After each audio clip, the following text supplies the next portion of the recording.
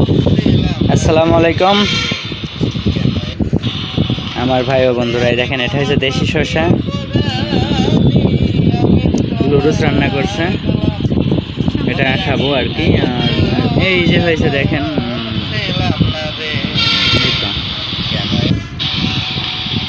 এটাই চলতেছে।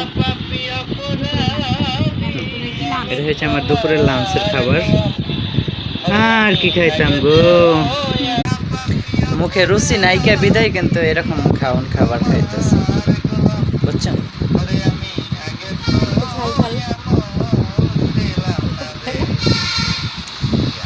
আল্লাহ মালিক মৌলা ইয়া রহমানের রহিম, তুমি জানো। তো যাই হোক, গান শুনবো, গান গাবো, অনেক গান আছে। যারা যারা অবশ্যই আমার গান শুনতে ইচ্ছুক, যদি গান ভালো লাগে তাহলে অবশ্যই ফলো করতে বলবেন।